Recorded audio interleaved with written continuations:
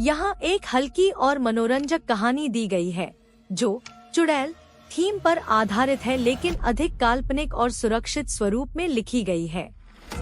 Tyre पर सवार रहस्यमयी औरत।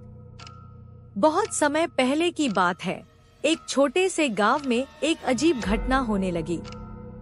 लोग कहते थे कि रात के समय गांव की सड़कों पर एक औरत टायर पर सवार होकर तेजी से घूमती है, लेकिन वह किसी को नुकसान नहीं पहुंचाती, बल्कि शरारतें करती है। गांव के बच्चे इस रहस्यमयी औरत को टायर वाली दीदी कहने लगे।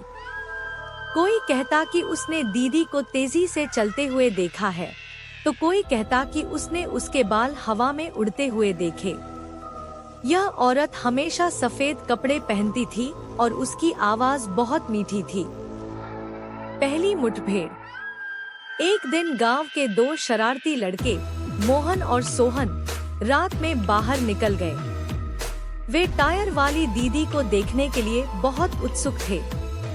उन्होंने सड़क के किनारे छिपकर इंतजार किया। आधी रात को उन्हें दूर से एक आवाज सुनाई दी, जैसे कोई हवा से बात कर रहा हो। तभी उन्होंने देखा कि एक टायर उनकी ओर आ रहा है और उसके ऊपर एक औरत बैठी है। मोहन डरकर चिल्लाने वाला था, लेकिन सोहन ने उसे रोक दिया। डर मत, यह कोई भूत नहीं है, यह कोई शरारती दीदी होगी। जब टायर उनके पास आया तो दीदी ने मुस्कुराते हुए कहा, डर क्यों रहे हो?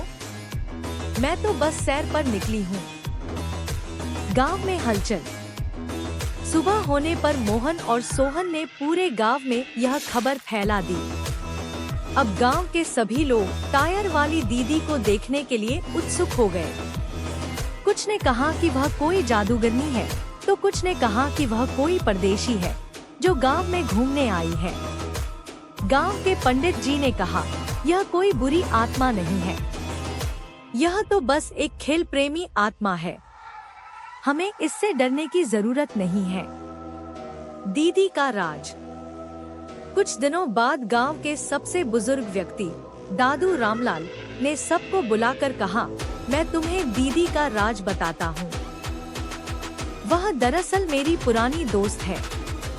वह बहुत अच्छे से टायर चलाती थी। एक बार मैंने उससे कहा कि अगर तुम इतना अच्छा टायर चलाती हो तो दुनिया को दिखाओ। बस अब वह हर रात टायर पर सवार होकर हमें अपनी कला दिखाने आती है। गांव में खुशी। गांव वालों ने दीदी को अपना लिया। अब हर रात बच्चे और बड़े दीदी के आने का इंतजार करते। दीदी कभी कभी बच्चों के लिए टायर के साथ खेल भी करती। उसने कभी किसी को नुकसान नहीं पहुंचाया और धीरे धीरे वह गांव की एक प्यारी याद बन गई। कहानी का संदेश। कभी कभी जो चीज हमें डरावनी लगती है, वह दरअसल किसी की अनोखी कला या शरारत हो सकती है। हमें इसे समझने और स्वीकारने की कोशिश करनी चाहिए। यह एक मनोरंजक और हल्की कहानी है जिसे आप बिना किसी परेशानी के कॉपी और साझा कर सकते हैं।